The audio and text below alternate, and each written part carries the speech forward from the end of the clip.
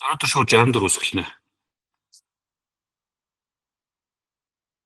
Тэр цэгийг тэр шалгууны үед хэмээр хөөрөхөд үүсэх цэгийн координатыг олоорой гэнэ. За энийг шууд зурж байгаа бодчвол хамаагүй амархан заяа.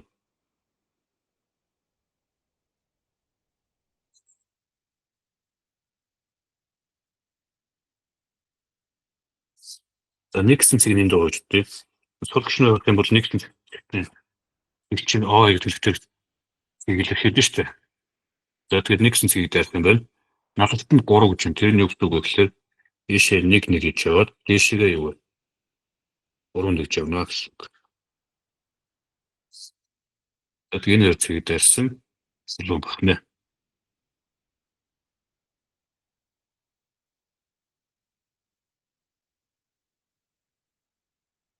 За ийм шүү баг. Энэ бол 90 тэнцүү 3 дээр нэмэх нь гэсэн шиг. За тэгсэн чинь 5 1 гэдэг координаттай цэг гэнэ. Тэгэхээр 1 2 3 4 5 1 гэхээр энэ даа цэг байгаа юм байна. Энийг яг энэ шалгуунтай тэгшинтэй болгоно гэж. Тэгэхээр юу болох вэ гэхээр ийшээ яг ингээд 90 градус яваад эндээс цаашаа ингээд явна гэсэн үг нь ч тийм үү?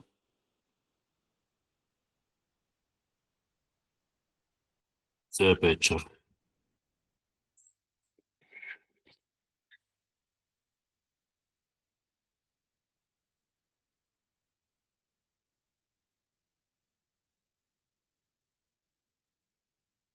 За нэг ийм их юм байх хэрэгтэй. Ингээд яг энэ талд нь адилхан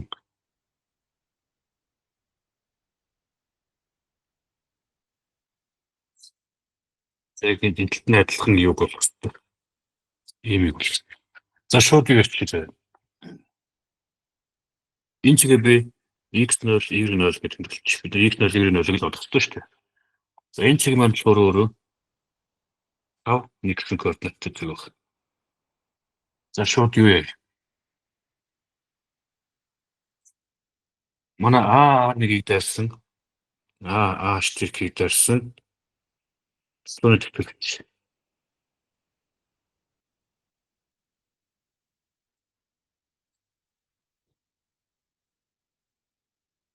Стонод төгөлтний олон юм том явуулсан тий.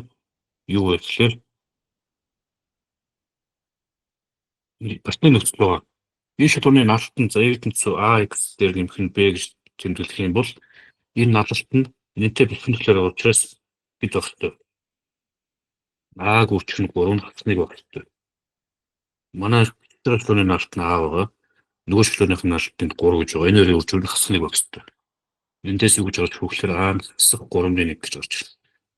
За хасах 3-1-ийг одлуулчих юм бол эрдэнэцүү хасах 3-1-ийг үржих нь X нэмэх нь B гэх тэмдэгтэй. За. Одоо ийм бодсон заяа. Энэ шалгуун дээр энэ цэг маань орж байгаа. Энэ шалгуун дээр энэ цэг маань орж байгаа учраас x0-ыг орлуулчихад x-ийн оронд y0-ыг орлуулчих. X-ийн оронд x0-ыг орлуулчихаар y0 гарч ирж байгаа нэгдүгээр нөхцөл. Хоёрдугаарт нь юу болох вэ гэхээр А болон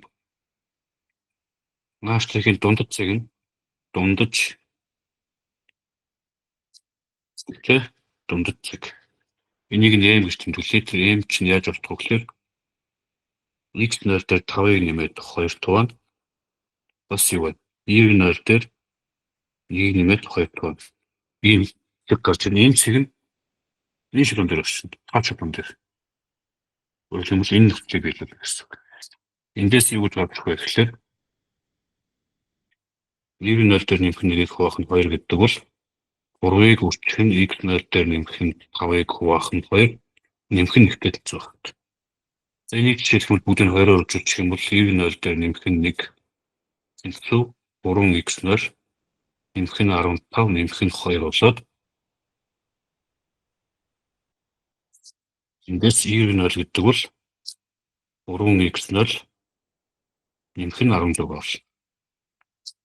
За тэгээд түүний олсон нэгдүгээр тэгштэл 1 гэж энэ дээр гэсэн байгаа тийм. Энэ хоёрыг ашиглаж байгаа. Өөрөлдөх юм бол Энд байгаа вирус нөрөнд энийг авчиад орлуулчих гэсэн үг. Тэгэхээр явуулах нь харъя. 3x0 нэмэх нь 16 тэнцүү хасах 3-1x0 нэмэх нь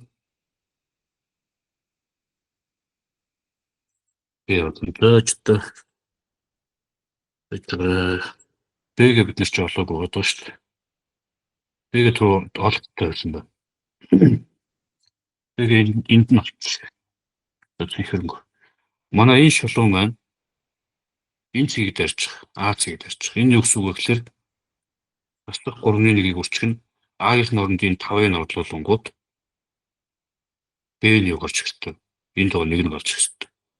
Эндээс Б гэдэг үлүүдэд нь зөвхөөр 1 дээр нэмэх нь 5-ны гэсэн 3-ны 5 буюу 3-ны 8 гэж гарч ирсэн. Энд нь Б-г нь 3-ны 8 болчих. За энэ дээр чааш нь бодох юм бол x гэдэг маань энийг иш нь орлоод энийг иш нь орлоход 3 дээр нэмэх нь 3-ны 1 x0 3-ны 8-аас гасах нь 16 гэж байна. За зүүн талаас нь болохоор 3-ны 10x 0 гэж гарч ирэх юм байна. За эндээс чинь 48 гэхэлэр чинь 3-ны хас тэмдэгтэй 3-ны 40 болно. Эндээс x0 тэмдэгт 4 гэж гарч ирэх юм байна. x0 нь 4 юм бол энийг хааш нь орлуулах вэ? Энэ хоёрдугаар төсөл рүү орлуулсан тийм үү? Орлуулчих. Тэгэхээр y-г тэмдэгт 3-ыг үржих нь 4 нэмэх нь 10 шинээр хасах 4 шүү. 3-ыг үржих нь хасах 4 нэмэх нь 16 гэхэлэр 4 гэж гарч ирнэ. За тэгэхээр бидний олох гэсэн цэг бол 4 нэмэх 4 гэсэн цэг болно шүү дээ. За зурж байгаад олоход бол тийм амархан биш юм байна. Яг сайхан юугаар зурх юм бол суммаар яг 90 градустай шугамаар зурх юм бол ихэд болж болно. За ийм боллоо.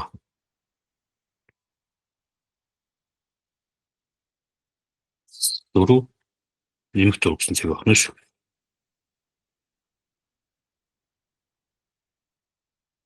За.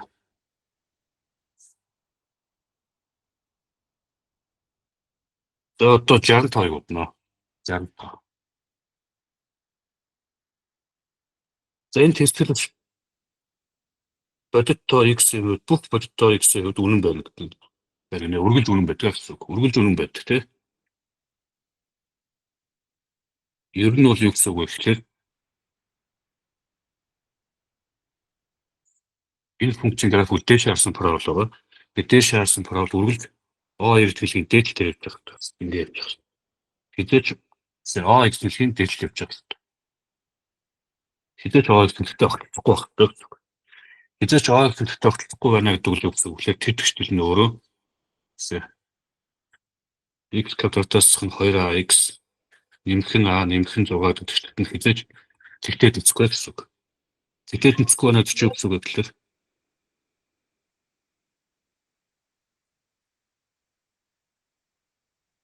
тэгтээ дэцэхгүй байна гэж юу гэсэн үг гэхээр хэцүүтэй гэдэг тэгштэл шийдвэ байна гэсэн үг. Энэ тэгштэл шийдвэ байна гэдэг нь дискриминант нь тэгээс байгаа хэрэгтэй гэсэн үг. Энэ тэгшлийн дискриминант нь юу вэ? A-гийн нормд 1 байгаа юм байна. B-гийн нормд 1 байгаа юм байна.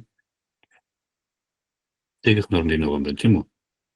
Тэгэхээр B квадратаас нь 4a C буюу B-гийн нормд хасах 2a энэ 1 квадрат хасах нь 4-ийг үржих A-гийн нормд 1 байгаа.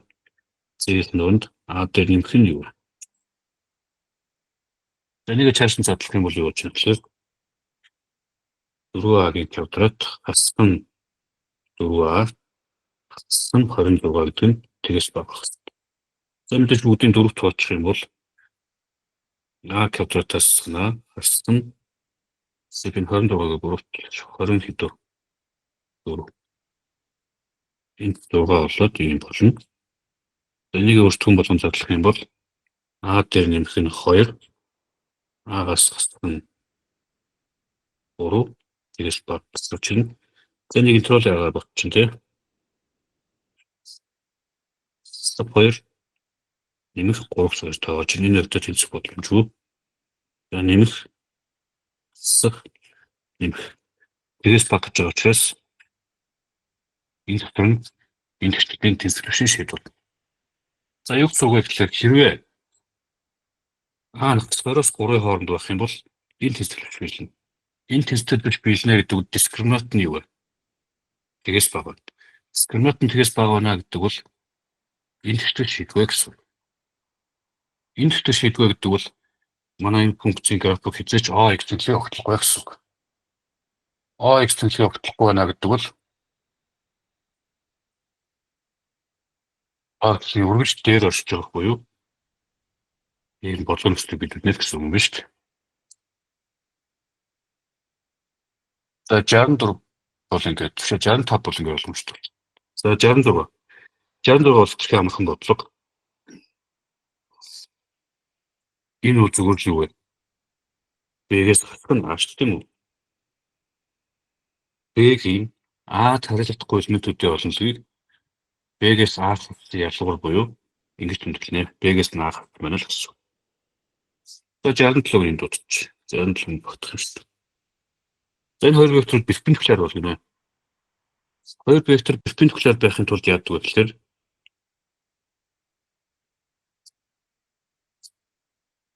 энэ хоёрын скалар үржил нь явах ёстой. Тэд зөв хөтөө.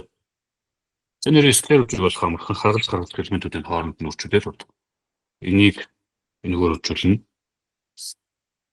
Энийг энэгээр үржүүлнэ. За тэгээд энийг энэгээр үржүүлчих юм уу? Тэгээд хооронд нь нэмнэ. За хоёрыг үржих нь хасахныг болох юм байна. Нэмэх нь нэгийг үржих нь y байх юм байна. Нэмэх нь 3-ыг үржих нь 4 байх юм байна. За энэ бол мэдээж хасах ёстой тэнцүү. Энэ болохоор нэмэх 12 тэнцүү. За эндээс стop y дээр нэмэх нь 10 тэнцүү. Эндээс y тэнцүү гэдэг нэмэх 10 болсон юм тий.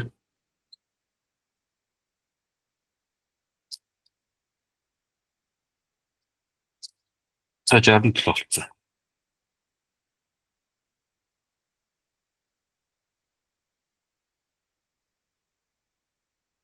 За 68. За 68 бол давхар функцийн уламжлал. Одоо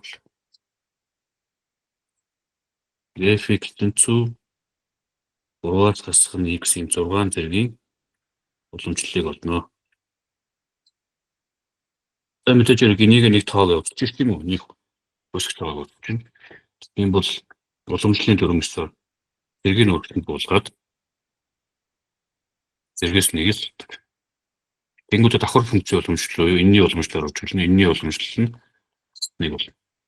За тэг хариун дээр нь мэдээж хэрэг 6-г үржих нь 3-аас хасах нь x-ийн 3 зэрэг гэж өгөх тийм үү?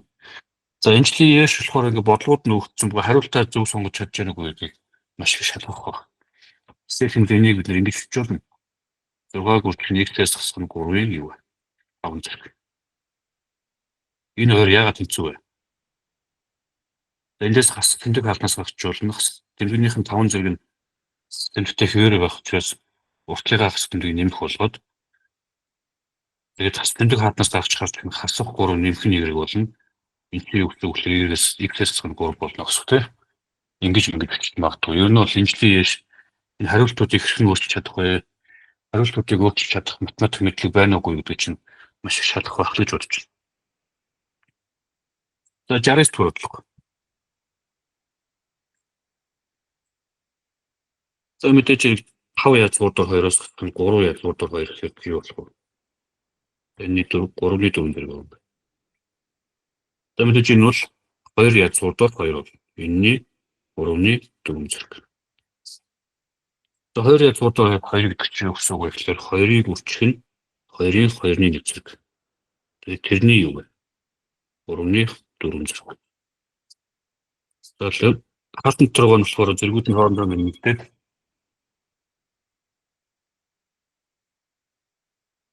2-ны 3 болно. Тэрний 3-ны 4.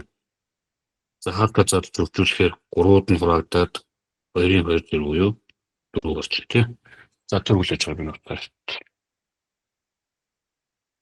Бэнэ.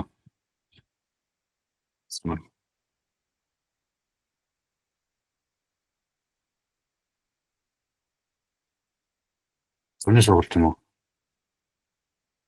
Дутхгүй зарлаад чи пэйжүүдээс авчихсан.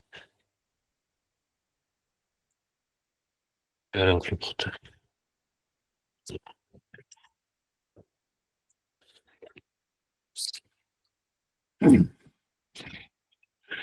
За дадгаар бодлого.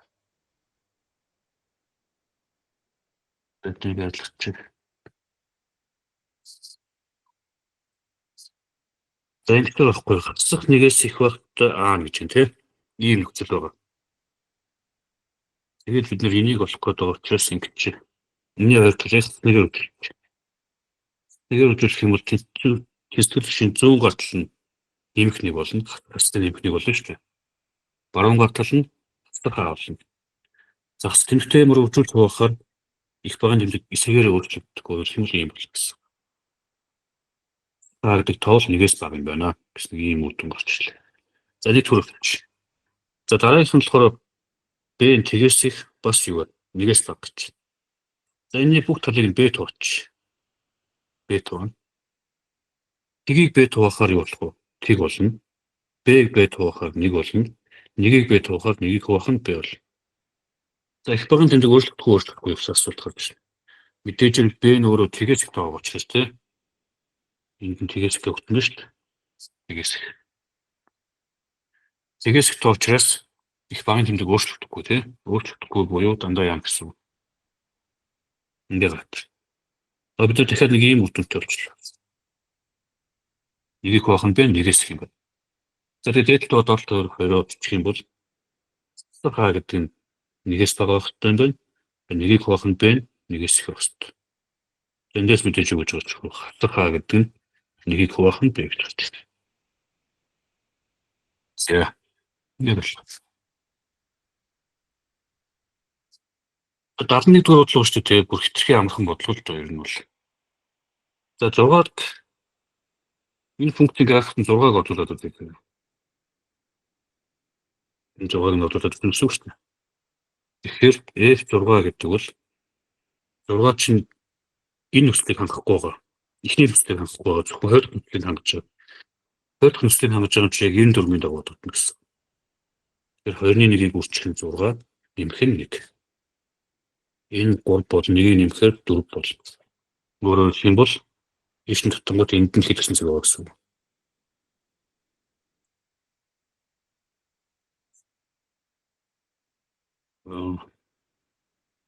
Ишин тутамгууд энд нь 4 гэсэн зүйл байна.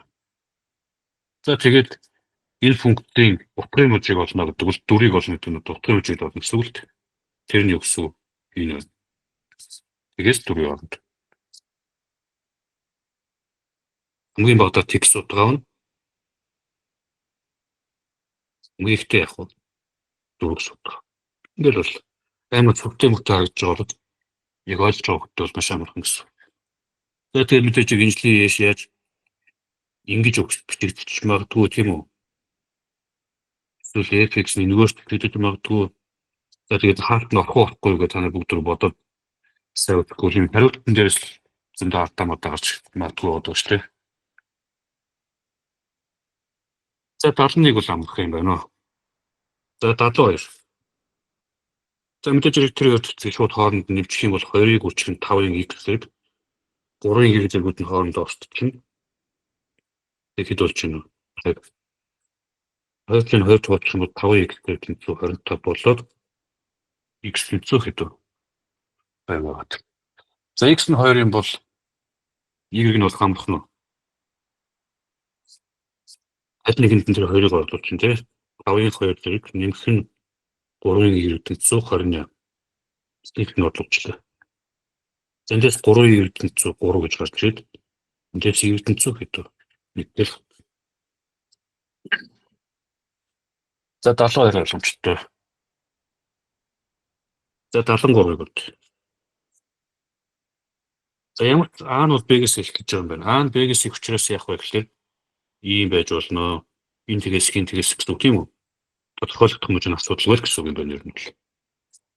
За тэгээд сайн харах юм бол юу ах вэ гэхээр ийм юмнаас тийм үү? Ийм юмээс цаад ийм ба нэгдсэн байна. Энд чинь юу гэсэн үг вэ гэхээр бидний мэддэг квадратууд ялгуур юм байна тийм үү? А дээр нэмэх нь b, А-гаас хасах нь b гэж байх юм бол юу болох вэ? А квадратаас нь b квадрат болно. Тэгэхээр тэр артлын хаалттай хоёр юм чи юу болох вэ гэхээр бүтэн нь чи дахиад b нь байгаа заяа. Тэнгүүтээ хаалтан дотор язгуур А-гийн квадрат хасах нь язгуур А-гаас нь b-гийн юу вэ? Квадрат болно гэсэн. За сайн хараа энэ бол шүү дээ. А-гийн модултай тэмцдэг. Тэгээ А нь тэгээс ихэд өгсөн байгаа учраас шууд А гэж болно. Бас тэр язгуур А-гаас нь b-гийн квадрат гэдэг бол А-гаас нь b-гийн модуль гэдэг гарч ирдэг. Тэгээ А нь b-гээс их гээд өгсөн байгаа юм чинь энэ тэгээс гэж таарна. Тэгээс их учраас шууд ингэж болж байгаа юм. За тэгээ энийг бичиж тааш нь. Язгуурын дод b-г үрчих нь А-гаас хасах нь А-гаас нь b болно. Тэгээ энийг хаалт тавьчихгүй бол тэгэхээр буруулчих шүү дээ. За тэгээ хаалтаа задлангууд аагууд нь устдаад шууд язгуудад b-гийн квадрат гэж гарч ирнэ. За энэ бол түрүүний ерсөөс b-гийн модултай тэмцэн. Тэгээ b тэгээс ихэд өгсөн байгаа учраас шууд b гэж тавьж болно. За энэ өгсөн чинь айгүй чухал шүү дээ. Тийм байгаа учраас тэгж тавигдан, тийм байгаа учраас тэгж. За 74 дугаар удаа сурталаад авт дээр байгаа заяа. Тэгээ би зүгээр одоо бодоод байна.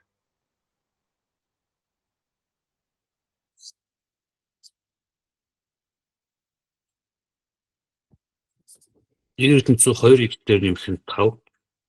Энэ шалгуунтай перпендикуляр өгөөд координаттай эхлэлийг дайрсан гэж. Тийм шалгууны төсөл бичнэ.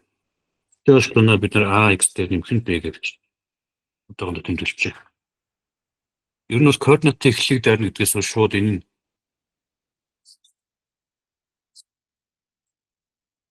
нь юу вэ? Тэг гэсэн тийм. Энэ шууд тэг гэсэн үг. Координаттай эхлэлийг дайрна. А2-ыг тэглэхийг тэгээр нь дарж байгаа учраас.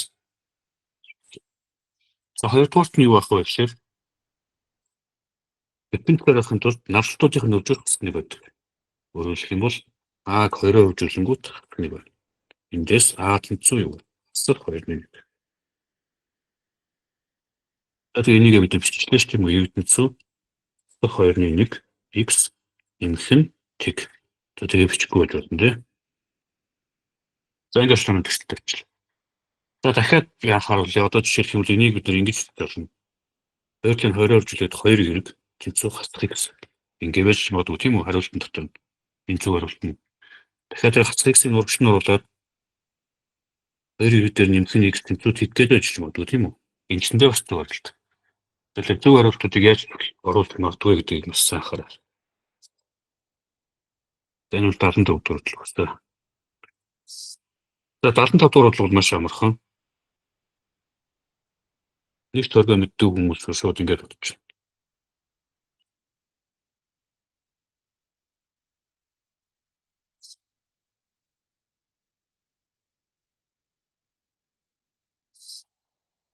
За 4-ний p гэдэг яг 4-ний p 45 градус гэдэг байна тийм үү? Энэ яг нэг голд нь. За тэгээс ихлэрнээ 4-ний p-гээс баг гэхлээр чинь энэний тухай яриад байгаа байхгүй энэний тухай яриад. Тэгэхээр бүгдээр харъя. Яг 4-ний p-гийн баруун гарталт бишээ.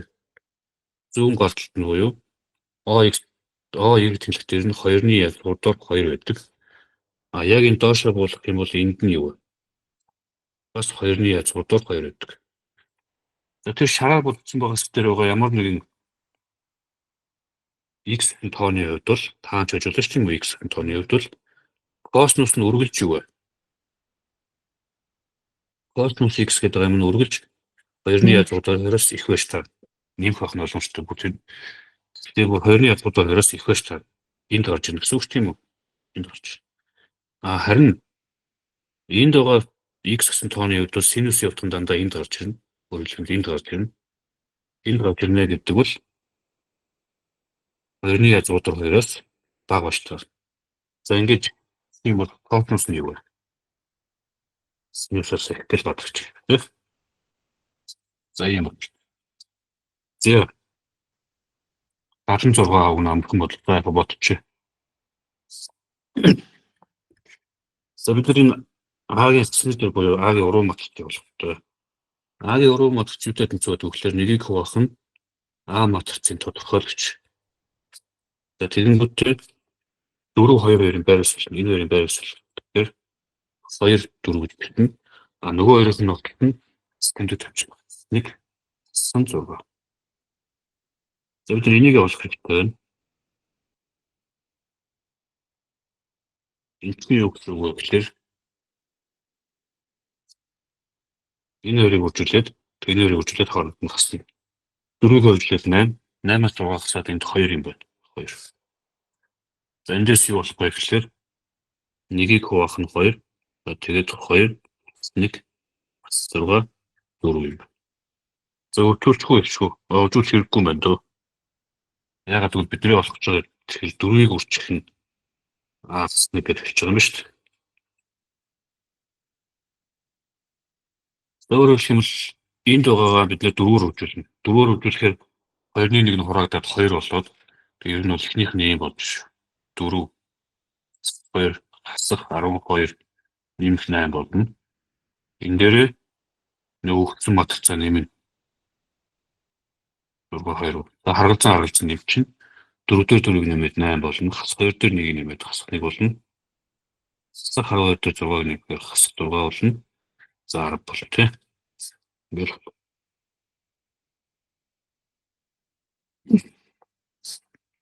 За 77-ыг энд бодоод багтглоо. За ямар шуухан бодлого. Амтсан гэл. За яах вэ гэхээр хамгийн нэгдүгürt бол энэ нуурыг шийд гэж байна тий. Энэ шийд гэж. Юу гэсэн үг вэ гэхээр x-ийн оронд энийг орлуулчих юм бол шууд тэг гарна гэсэн үг шүү дээ. F 2. Тэгэхээр орлуулахаар явах 2-ын 3 дээр 8 болно. 8 дээр 4m-ийг нэмээд сан 2 нэмэх нь 2 гингүүд тэр гарч ирэх хэрэгтэй. За эндээс шууд m бол сан 2 гэдээ олчих жоохгүй юу? Ойлгомжтой шүү дээ. За буцаагаад m-ийг орлуулад очих юм бол fx гэдэг функц чинь x-ийн 3 зэрэг сан 2x-ийн квадрат засах нь x нэмэх нь 2 тэнцвэрт гэж байна. Тэгээд энэ шийдүүд нь x1 нэмэх нь x2 x1 x2 x3 байгаа. Энэ шийдүүдийн нийтлэг юу тэнцвэрт өглөө тэнцвэртэй b хуваах нь b-ийн теоремс. B-ийн норм хас 2 байгаа. Хасхын нэмэх нь 2 болно. А-ийн нормд 1 байгаа. Ингээд аюул амтмал болоод x2 x3 мөрөнд олоодох юм уу шаардлага. За ингээд 77 болсон. За 78. Интеграл тэгээс 3-ын хооронд f(x) дээр нэмэх нь 2x нэмэх нь 3 гэнэ dx. За интегралын чанараар бид нар энийг шууд 2 суулгаад байна. Интеграл f(x) dx тэгээс 3 нэмэх нь өөрчлөлийн эндээс интеграл тэгээс 3 2x дээр нэмэх нь 3 dx. Энийг бид нар бодох шаардлагагүй хариуг нь цаанаас өгсөн байгаа юм байна. Энэ хэдтэй тэнцвэр гэж байна. Хавтай тэнцвэр өгсөн юм байна. Одоо бид нар энийг л бодох хэрэгтэй гэсэн үг нь шүү дээ. За энэ бол мэдээж хэрэг x квадрат дээр нэмэх нь 3x бүгд ингэж олдно. Тэгээс 3 явуулна. За 5-ын тон хэвээрээ байж байна. 3-ыг орлуулангууд юу болж байна? 9 дээр нэмэх нь 9 буюу 10 байна. За хавтхан тгийг орлуулахад тэг болно. За энэ 3-ыг нэмж босчих юм бол 23 гээд тас. За 78 болчихлоо. За 79.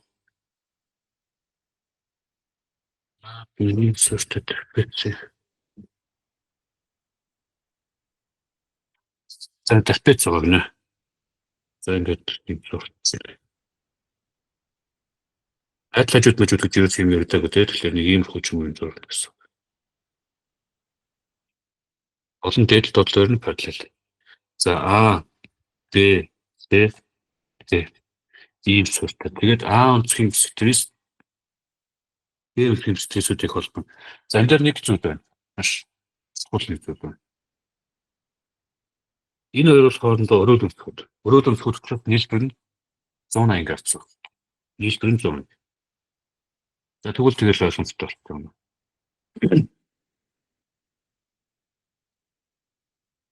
Энэний стресс татангууд энэ хоёр хоорондоо 90 градус үүсгэж байна. 90 градус. Ягаад гэлээ?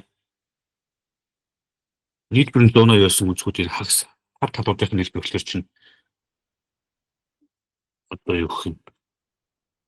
Энэ хоёрын нийлбэр 90 градус болчих үзүүг шүү дээ. Энэ хоёрын нийлбэр 90 градус болж байгаа ч нөгөө нэг энд байгаа цаатар байгаагаар нь 90 градус болж байна. Тэгэхээр А, Б, К гэсэн гурвалжныг багтаасан тойргийн радиус. За энэ тухай геометрид зөндөө утсан тий. Тэсэс гурвалжныг багтаасан тойргийн үн яг нүцэх голд нь оршил. Чинь танаас 5 гэж өгсөн юм байна. 5. Бидэрт юуг болгосон бэ? А, Б-гийн уртыг болгосон. Энэ урт хэд 10. Ийм ам хөнгөлж.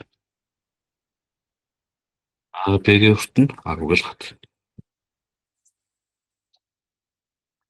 Зэ 80-р бодлого бол зүгээр л мэдж гэнэ үгүй гэдгийг шалгадаг бодлого маш амархан. За энэ дөрвөн функцийн график бол юуны график вэ гэхээр f(x) гэсэн функцийн график биш. Харин юу вэ? f(x) буюу уламжлалтын график. Уламжлалтын тэгтээс ганцхан тэг харагдаж байна. Энэ бол юу вэ? 3. Чи 9-тэй гэсэн үг шүү дээ. За 3-аас бага бах цавцууд дээр бол уламжлалт үргэлж юу вэ? Тэмдэгтэй байх юм байна. А 3-аас их цавц руу юу нөгөө талын цавцууд дээр уламжлал нь үргэлж нэмэх юм байна. За зүгээр ингэж боддог шүү дээ бид нэр. Сэжтэй зэрэг 3 гэж тэмдэглэлээ. А уламжлал нь энд хасах тэмдэгтэй энд нэмэлт тэмдэгтэй байх юм бол функц буурах юм байна. Эндээс ийшээ функц явах үүсэх юм байна. Энийг бодно минимумын цэг гэж нэрлэдэг тийм үсэг. Минимум цэг тухайн функцийн хамгийн бага утга авах гэсэн үг шүү дээ. Утга авчиндаа одоо жишээлх юм бол энэ завсагтаа бол хамгийн бага утга авч байгаа цэг нь 3 юм байна. Тэгвэл бодлогын хөвгөлмөр сайн унших юм бол хамгийн бага утгыг олгээгүй. Энэ завсрын ямар утганд гэж байна тийм үү? Ямар утганд? Ийм утганд хамгийн бага тавна. Гэтэл зэ 81.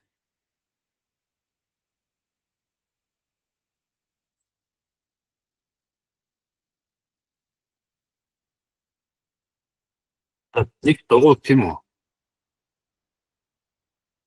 Сектор байх юм байна. Сектор гэж одоо ингээд гэсэн үг шүү дээ. Ингээд дараагийнх нь жоон том ингээд янз бүр сектор байх юм. Тэгээ гол нь ингэж юм. Смит хөрвөлүүд гэнэ. За эхнийхэн секторын үнцгийг нь x гэчээ. Тэгээ дараагийн нь болохоор x дээр нэмэх нь d гэчээ тий. Дараагийн нь x дээр нэмэх нь 2 d гэж таарна. За цөөх юм шиг бид 3d x дээр нэмэх нь юу вэ? 4d. Тэр секторын төв үнцгүүд нь дандаа ийм л юмар хэлдэг гэсэн. Эдний нийлбэр юу вэ?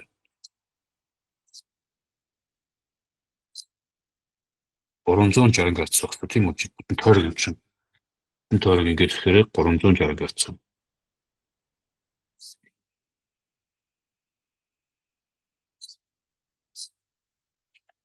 Тэгэхээр хэдэн x байгаа л нийлээд 5x байгаа. Хэдэн d байгаа вэ? 3 10 d. 360 градус. Нэг төр. Бас нэг зүйл байгаа нь юу вэ гэсэн чинь хамгийн бага секторын өнцгөөд хамгийн томынх нь өнцөг нь хамгийн бага садхавт хэрэгтэй. Өөрөөр хэлэх юм бол юу гэсэн үг?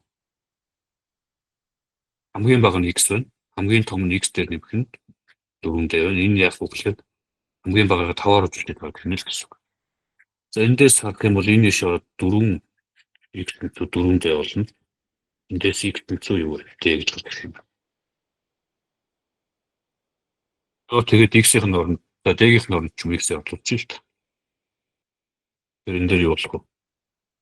15x тэнцээ 360 градус болно. 360-ыг 15 тавахаар хэд гардаг вэ?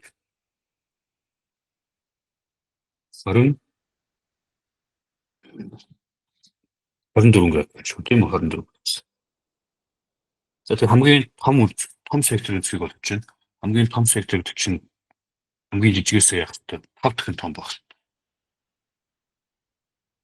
120 градус. Ингээд. За 81 болцоо. За ийм функцийн график дээр орших цэгийн OX болон OX болсон перпендикуларын суурьуд А, Б гэж өгсөн юм байна. ОАП дэшинхтийн талбай энэ функцийн график ямар харьцаа тохирох байх вэ гэж байна. За A-ийн координатын x нэр гэж тэмдэглэжтэй x нэр. Тэгвэл B-ийн координат юу болох вэ гэхээр x нэрийн 5 зэрэг болж таа. Функцийн юм болж. Тэгэнгүүт S, O, B, P, A гэдэг дэшинхтийн талбай бол x нөлийг үржих нь x нөлийн 5 зэрэг буюу x нөлийн 6 зэрэг. Одоо бүгд энэ талбайг нь бодоод байна. Энэ талбайг нь бол хамрах нь. Тэрийг S оттой гэж тэмдэглэдэг юм уу? Түлхийний яг хөлөөр интеграл 0-оос x нөлийн хооронд x-ийн 5 зэрэг dx бол. Энэ мэдээлэл юу болох вэ гэхээр x-ийн 6 зэргийг хуваах нь 6, 0-оос x 0 болно. X 0-д оруулах юм бол x 0-ийн 6 зэргийг хуваах нь 6. За тгийг оруулах юм бол тэг болно. За хастраа тэг бичихгүй байж болно. Тэг яасан бэ? Нөгөө нэг талбай чинь x-ийн 6 зэрэг байгаа доош тийм үү? Систем талбай x-ийн 6 зэрэг. Бидний бодсон байгаа хэсгийн талбай болохоор 6-ны 1 нөгөө. Тэр нөгөө талтай бол мэдээж юу байна гэсэн үг. 6-ны 5 нь байгаа гэсэн үг нь шүү дээ. 6-ны 5.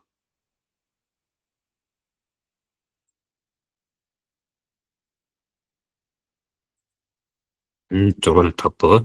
Энд нь 6-ны 1 байгаа. Харьцуулах юм бол юу вэ? 5 1 зарц. Эсвэл юу вэ? 1 5 зарц. Ахад амар сүртэй мөртэй юм шиг болоод яг бодох юм бол маш амархан бодлого тий.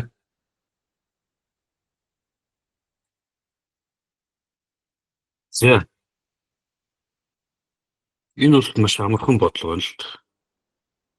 Олон бид нэг функц гэдэг юм а мэддэг.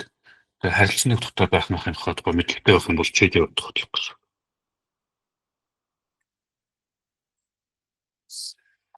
За би ерөнхийдөө бол ингэж энэ нэг парабол байгаа. Тэгээ OX төлөв оглох юм уу тэр мөр надад нэг чухал биш. Тэр дүрмсгээ зурчих. Энэ парабол дэшарсан парабол. За тэгээ энэ функц харилцааны дотор байна гэдэг байхгүй харилцааны дотор байна. Одоохондоо бол энэ харилцааны дотор байгаа юу? Байхгүй тий одоо жишээлх юм бол энэ цэгийн хувьд эндээс нэг цэг олж авах юм бол ингээд хоёр өөр цэгийн хувьд яг нэг хүртэл гарч шүү дээ. Хоёр өөр цэг нэг дотор.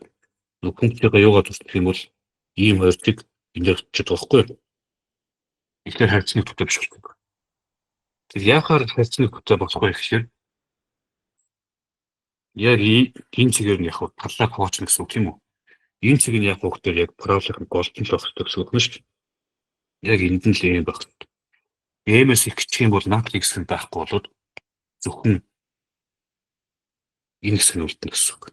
Энэ хэсэг нь үлдээд зөвхөн шараар бодогдсон байгаа хэсэг нь яг харилцааны дотор бүгд байгаа байхгүй. Бүтнээр нь жоох юм бол харилцааны дотор биш болчихно. Бүтнээр нь энд нь жоохоо ингээл авчих юм бол харилцааны дотор биш болчихно тийм. Энэ газрууд дээр энэ хэсгүүд дээр жишээлх юм бол ингээд хоёр өөр зэрэг нэг дотор очиж чадсан шүү дээ. Энийг харилцан нөхцөлтэй болохын тулд m нь яг голд нь л байх хэрэгтэй. Голд нь буюу юу гэх юм бэ? Яг оройн цэг дээр л байх хэрэгтэй. Оройн цэг их нэвтэлтэй байх. За оройн цэг явдлыг нь яаж олд вэ? Тэмдэгтэй b хуваах нь 2а гэж болдог. Тэгээ манай харуулах тэмдэгтэй b нь хас 6 байгаа. А нь 3 байгаа учраас ийм болоод хасгалтай нэмэх 1. m нь 1 байх юм бол тийм 1-ээс их байх юм бол их үед тэр функц нь яа гэсэн үг харилцан нөхцөлтэй байна л гэсэн үг.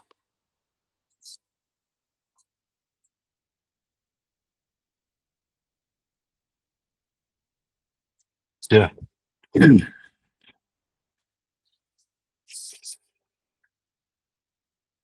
За дадан жишээ 84-ыг бодъё. 84 дээр болохоор тэр гişүү олон гişүнт нь тэрний гişүнт нь энэ олон гişүнтийг хуваадаг ба хуваадаг гэж юу гэсэн үг вэ?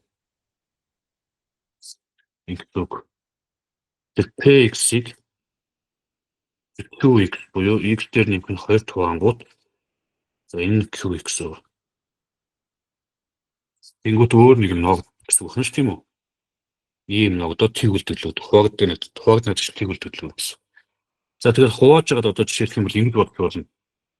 2x-ийн 3 зэрэг нэмэх нь x-ийн квадрат хассан 2x дээр нэмэх нь 2 гэдэг юм а шууд эндээ хуваагаад тийм. X дээр нэмэх нь 2 тоо ингээ хувааж мэднэ үстэй.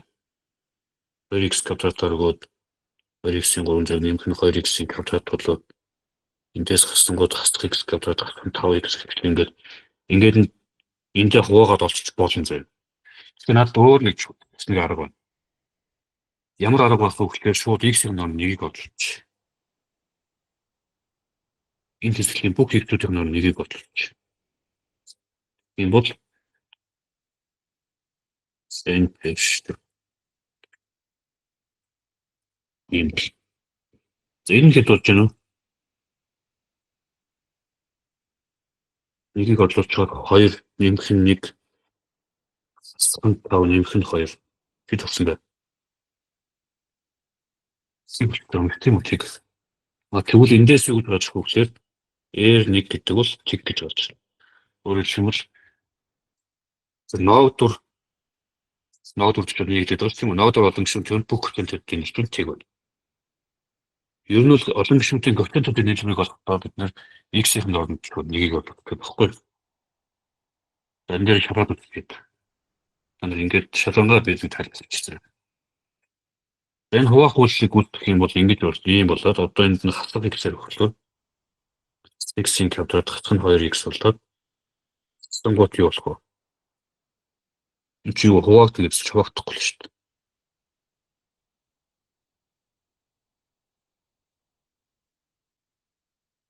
Энэ бодлого би буруу ойлгоод байгаа юм лөө. Хуваадаг бол x нэмэх нь 2 гэдгийнхаа 2x-ийн квадрын тэр нэмдэг нь 4x-ийн квадрат болох юм шүү дээ.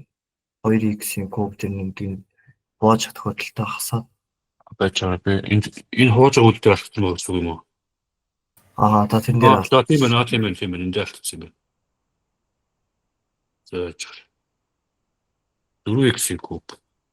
Тэгээд хасгаар энд нь юу болох юм бэ? Энийг хэлж. За хасах нь 3x болно тий. 3x квадрат. Биш энд нь яагаад 3x квадрат. За эндээс нь яг сонгоод уртлын ойр нь устдаад ийм боллоо. Хасах нь 5x боллоо. За энд нь хэдээр өгнөсөн юм бэ? 3x өглөө хасах 3x-ийн квадрат нь 6x болоод тийм ээ хуваад юм байна. Тэгэхээр x болоод нэмэх нь 2 болоод нэмэх нь 1 болно тийм үү? За коэффициентуудын нийлбэр гарч ийн үү? Коэффициентуудын нийлбэр бид нэг ногдурч юм өчөөд шүү дээ. Rx гэдэг юм. 2x-ийн квадратаас нь 3x нэмэх нь 1 болно. За коэффициентуудын нийлбэр гэхээр 2 дээр 3-ыг нэмээд 1-ийг нэмээд тэг болчихжээ тийм. Ийм болчих. За гэхдээ бид нэр ингэж авахдоор амар удах гэж байна. Ингээд жишээлх юм над чинь сая алдах нь байна. Алддгүй махад удах нь байна. Тэгвэл хараа энэ коэффициентуудын нийлбэрийг олно гэдэг чинь зүгээр л x-ийн нор 1-ийг одлуулахад 1 квадрат 1 болчих тийм үү? 3-ыг үржих 1 болчих нэмэх нь 1. Эдгээр чинь ямар коэффициентуудаа өөрчлөхгүй байгаа байхгүй. Тэр коэффициентуудыг нийлбэг болж яханд олон гишүүдтэй шууд 1-ийг орлоо. Их юм 1-ийг орлооч коэффициентуудыг нийлбэг байна. Тэгэхээр энийг ойлгох бол шууд ингэж бодоод дуусах юм шүү дээ. Эндээс эхлээл ил тийм үү. За 84 дээр тодорхойгүй коэффициентийн арга гэдэг нь ер нь их маш их байлаа шүү. Тодорхойгүй коэффициентийн аргатай бодлогод бисээ болгонд 300-аас 400 хүртэл бодсон. Энэ төр зөндөө байлаа. Тэгэхээр тэрний тухай тайлбарч. Тэгээ 3-ыг дээр нэмэх нь 2-ыг хуваах нь x квадрат x дээр нэмэх нь 1 гэж байгаа байхгүй. Энийг задлах юм бол a хуваах нь x нэмэх нь b хуваах нь x-ийн квадрат нэмэх нь c хуваах нь x дээр нэмэх нь 1 бол. Ер нь энийг ингээд 3 салгаж байгаа гэсэн үг байна шүү дээ. Ингээд салгажчлаа. За тэгээд артлын утга дээр ерөнхий өргөх юм бол энэ дээр юу гарах вэ? X-ийг үржих нь x дээр нэмэх нь 1-ээр өгнө. Энд нь юу гарах вэ гэхээр x дээр нэмэх нь 1-ээр өгнө. Энд нь юу гарах вэ гэхээр x квадратаар өгнө. За тэгэхээр энэ өрийг үржүүлээ. Энэ өрийг үржүүлэх юм бол x квадрат нэмэх нь юу вэ? X бол. Тэрнийг урталт нөгөө a-гаар нь үржүүлнэ. Тэгэхээр ax квадрат ax бол. За дараагийнх нь задлах юм бол шууд bx болно. Нэмэх нь b. Нэмэх нь cx-ийн квадрат. За шатаараа би алдсан байж магадгүй шүү. За одоо төсөөтэй гишүүдийг эмгтгэн жишээлх нь энэ хоёр төсөөтэй учраас a дээр нэмэх нь c үржих нь x-ийн квадрат гэж байна. За энэ хоёр нь төсөөтэй. Тэгэхээр a дээр нэмэх нь b x. За сул гишүүн зүгээр b л байна. За ингэ өччих. За тэгэнгүүт юу болох вэ гэхээр арай. За энийг яаж төлөх вэ? Энэ бисээ зөвхөн хөтөрийн өвчтэй шүү дээ. Энэ чинь нөгөө хөтөрийн өвчөө доотлолт нөгөө энийг өвчтэй шүү дээ. Уг нь бол энэ зөвхөн хөтөрийн өвчтэй. Энэ хөтөр маань энэтэй үргэлж тэнцүү байх. Үргэлж ямар ч x гэдэг. Ямар ч x-ээр тэнцүү байхын тулд яах вэ гэхээр энэ бол шууд тийг байх бол. Яагаад гэвэл энд нь x квадраттай ерөөсөө байхгүй байгаа тийм үү? X квадраттай байхгүй нэгдвэл x квадратын уртлыг хөтөд тийг байх гэсэн. За энэ болохоор 3 байх хэрэгтэй. X-ийн коэффициент 3 байх хэрэгтэй. А b нь болохоор юу? 2 байх хэрэгтэй. Эндээс b тэнцүү 2 гэж шууд авах юм байна. Тэнгүүтээ тэрийг дараач хатанд орлуулчихна. A дээр нэмэх нь b чинь 3-тай тэнцүү байх хэрэгтэй. Энийг 2 гэж авсан учраас a нь юу? 1 гэж гарч ирнэ. За тэгсэн чинь A дээр нэмэх нь c тэгтэй тэнцүү байх гэдгээс c гэж орж ирнэ. Нэг гэж гарч ирнэ. За тэгээд A дээр нэмэх нь b нэмэх нь c гэдэг чинь A нэгтэй тэнцүү, b нь 2-тай тэнцүү, c нь нэгтэй тэнцүү гэж гарч ирнэ. За ингээд боллоо. 86.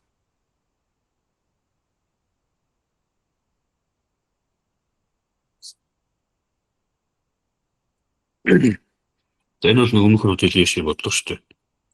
За нэг конус байгаа. Цилиндр байгаа.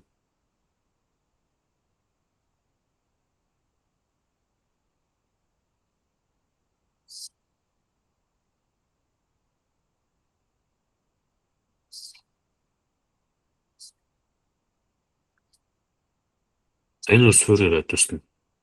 Эргээд утсан өндөр нь настай татсан. За энэ эсэлхүүнийг бид яаж олох вэ гэхээр ингэн гэж зэрэг эсэлхүүн гэдэг бол суурийн талбайг үржих нь өндөр байдаг. Суурийн талбай нь юу гэдэг нь цаохол p-г үржих нь r квадрат байна. Үржих нь ашигтай. Тэгсэн чинь энэ дээр нэг нөхцөл байгаа байхгүй ямар нөхцөл вэ гэхээр мэдээж зэрэг энэ хэдтэй нөхцөл 6-тай. Эндээс ааш гэдэг нь 6-аас нь r. Энийг навчаад энд нь олбочин тэр p-г үржих нь r квадрат 6-аас нь r юм болоод За хаалтаа задлах юм бол энэ уламж тавьж байгаа юм. Хаалтаа задлахаар амархан баг тий. Ийм бол. За энэ бол ерөнхийдөө бол тэр R гэдэг юмнаас хамаарсан функц. За энэ функцийн хамгийн битүү хамгийн бага туй болохын тулд мэдээж нэр уламжлалтай. За эндээс эхлэв. За энэний уламжлал гэдэг бол R-ийг хөвсгөлтэй болоод C 6R квадратаас уламжлахаар 12R болоод нь 3R-ийн квадрат бол.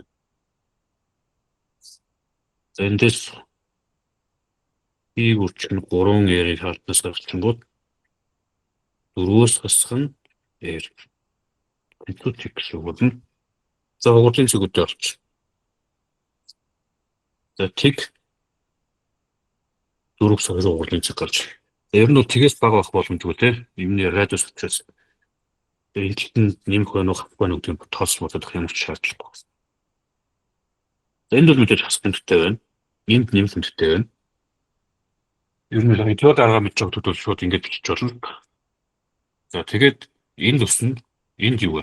Буурна.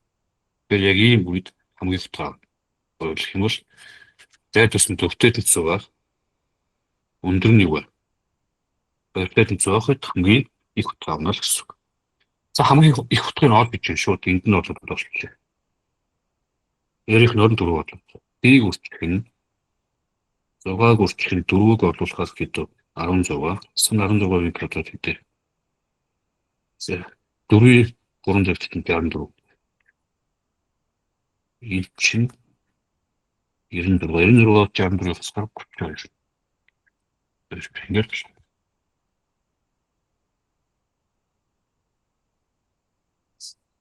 ойлгож байна уу хүмүүс?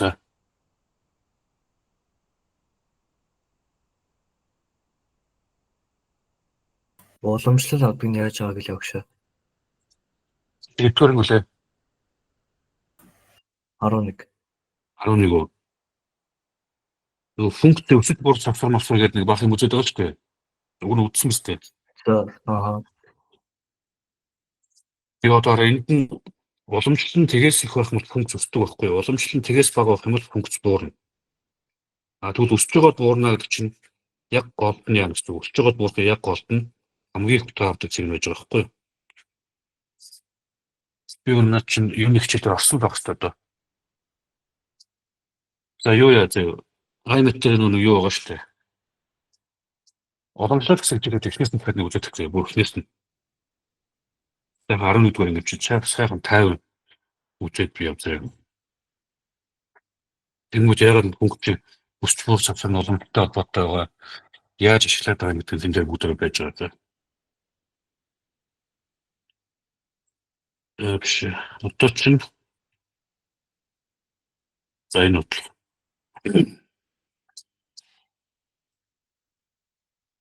За шууд граф дээрс нь авч аваад А-ыг үржих болчих байхгүй.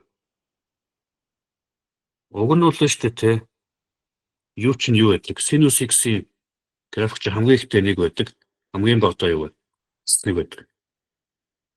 Өөрөөр хэлэх юм бол sinus x-ийн дээрээс доош хамгийн их утгаас хамгийн бага утгын хоорондох зөв нь 2 гэдэг байхгүй. 1-ээс 1-ийн хооронд 2 гэдэг. Тэгсэн чинь энд нь 1-ээс 1-ийн хооронд байна уу? 4-ийн хооронд байна. Энэ юу гэсэн үг вэ гэхээр пунктыг дээш нь доош нь 2 дахин сонгогдсон байна л гэсэн. Тэгээд одоо яг 2-ын зөрүүтэй байх хэрэгтэй 4 болцсон байгаа шүү дээ. Тэгээд дээш нь доош нь 2 дахин сонгогдсон байна. Энэ тоо хэд вэ? 2 гэсэн. Шууд ингээд гат. За нийтвэрт. За тэгээд сонгосон дээр функцийн график үл яг тгийгээд яриад бүр ингэ байж байгаа байхгүй ингээд байж байгаа шүү. Тэгэхээр чинь функцийн график яасан бэ нү? Дээш нь дахиад 2 гэж зааварсан байхгүй. Тэр энэ юу гэсэн үг? Дахиад 2 гэсэн. Эндээс үлдэрнэ гэдэг. Ямар хүн бооц. Ингээд тэр функцийн график өргөлтэй бичээд баахан заах гал уг нь дүндээ үтсэндээ танаар ойлгосноо болов. Тэрийг ойлгосон хүмүүсд бол ингээд маш амархан болж байна. Би харахад амар сүттэй. Тэр маш амар. За 88 дугаар бодлого. Ийм параллелограммын А, Б-ийн ийм төсөлтэй. Нөгөөх нь ийм төсөлтэй.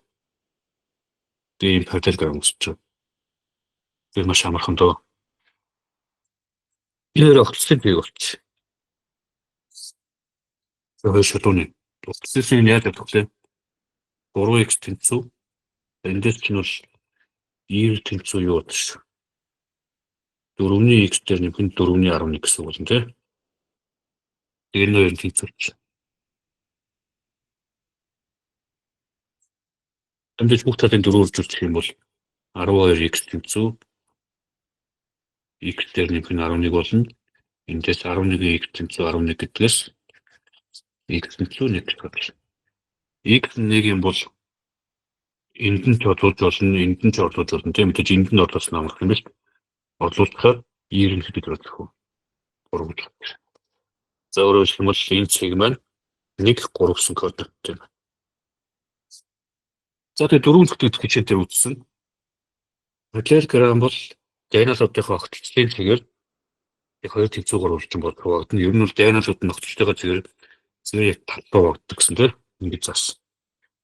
За тэгээ энэ цэгийн хоолцоо координат x 0 y 0 гэж төлөвлөлт. Тэгвэл яг хөглөв А теори яг голын цэг нь y байх хэрэгтэй. Өөрөөр хэлбэл x 0 дээр 1-ийг нэмээд 2 туваагаад y 0 дээр 1-ийг нэмээд бишээ. y 0 дээр 3-ыг нэмээд 2 туваангууд яг энэ цэгтэй болж ирчих хэрэгтэй гэсэн үг байхгүй юм гэж. Өөрөөр хэлбэл энэ нь 6.5 энэ нь хэд вэ? 8.5. За эхнийхээс нь бол мэдээж 2 талыг 2-оор үржүүлээд 13 x 0 тэнцүү 12 гэж гарч ирэх юм байна. За дараачихаас нь болохоор 2-оор үржүүлэхээр 8 17 гэсэн 17 болоод 17 болохоор 14 гэж гарч ирэх. Ингээд цэгийн координатыг олоорой гэсэн чинь z гэдэг нь 12 бас юу. Ингээд болчих. Маш амархан бодлоо тий. За 88 болцоо. Энэ хоёрт мөтлөсөн. За 89 ботчод гарчруу. 91 нь өөртөө бодлоо. Маш амархан бодлоо гэсэн. Ер нь бол IMF дээр юу н бодолд байж л хол. За 20 сурагч нэгэн геометрийн бодлого бодсон. Тэдний зарцуулсан хугацааг бүртгэсэн давтамжийн хүснэгт давтамжийн хүснэгтээр харуулва. Бүлэмжийн давтамжийн хүснэгтээр харуулва. Сурагчдын уг бодлогыг бодсон хугацааны арифметик дундчийг интервалын дундчийг ашиглан тооцоолно. За мэдээж эднийг нэмэнгүүт 20 байгаа гэдэг нь бодлогынхаа өгүүлбэрээр угаасаа өгсөн юм байна тий. Энэ нэмэнгүүт хэд гарч байгаа? 20 гарч байгаа. За тэгээд нийт минутаа олохын тулд яадаг вэ гэхээр энд нь ч ингэ тодорхой хэлсэн л байна шүү дээ. Интервалын дундчийг ашиглан гэж байгаа байхгүй юу? Интервалын дундчийг ашиглан. За эхний интервалын дундч нь хэд вэ? 3 мөн үү? 1-ээр 5-ыг нэмээд 2 туучих тийм 3. За 6 дээр 8-ыг нэмээд 2 туухаар хэд вэ? 7. 9-ээр 11-ыг нэмээд туухаар 12. Тэгсэн 12 нь 10. Тэнгүүтээ 3-ыг 6 гэхэд 18 болно. 7-г 10-аар гэхэд дат болно. 10-ыг 4-оор гэхэд 40 болно. Тэдний хооронд нэмэх юм бол юу болж байна вэ? 110, 128 бол 128. Тэгээ 128-ыг 20 туугаар бол. За 2 туугаар 64 болно. 64-ыг 10 туунаа гэдэг нь 6.1 туугаар. Ийм амархан мөтл. За 90-ийг бодъё.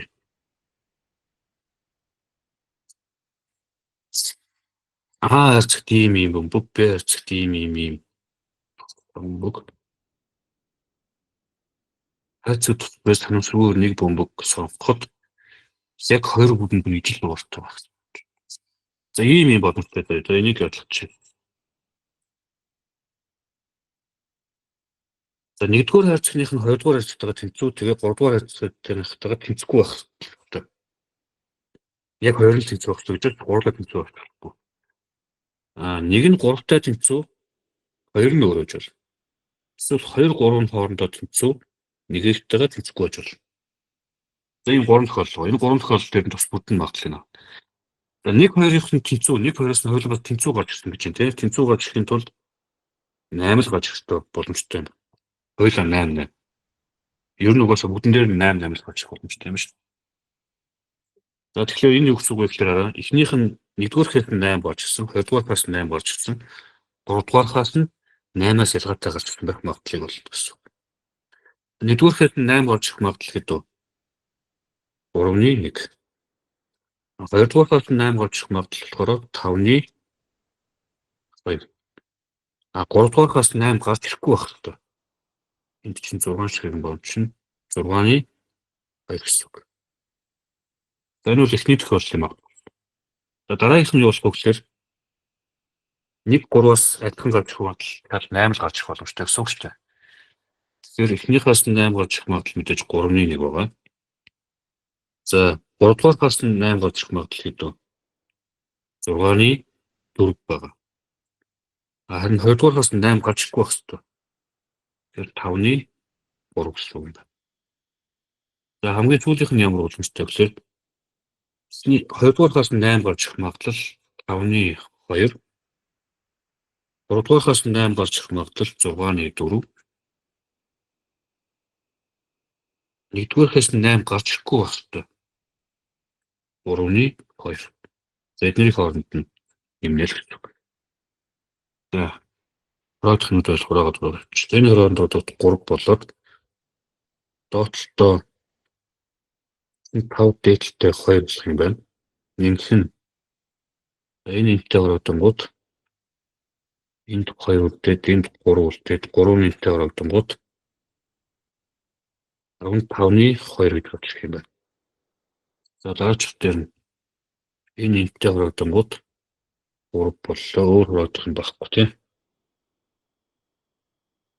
Өөр орогдох юм байхгүй. Доороо 45-ны дээр 8 бол. За ерөнхий өргөлөөр доороо 45 бол таарна. Энэ дээр 3-аар гүн. Тэр 2 дээр нэмэх нь 6, нэмэх нь 8. Энэ 5-ны 16. За ийм магадaltaй. За та нар өөртөө сайн шалгаараа би алдсан байж магадгүй шүү. За алдааг авах. За 91 амархан бодлого. Өөр нэг эхний өдөр нэг юутай бодлого утсан шүү дээ. Прожектыг бодлого утсан шүү дээ. 5-1 нэ? 5-2. Аль нь вэ? Хамгийн ихнийх нөгөө 1-2. 9-р бодлого яриад нь үү? Тийм 9-р бодлогын багшаа. 5-2 аль нь яриад вэ? Тэр үйл 3-аа мартчихлаа. За чи. Энэ зөв үү? Багшаа зөв юм байна, зөв юм байна.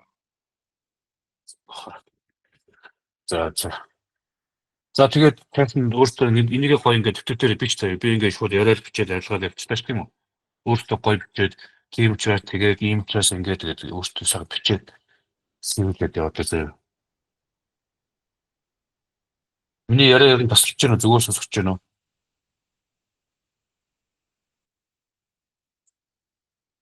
Зүгээр гоё. Зүгээр байна.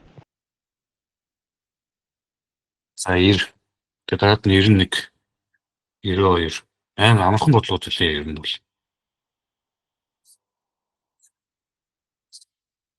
Тэгээд маргааш дахиад орно шүү. За бичлэг тусаалаа.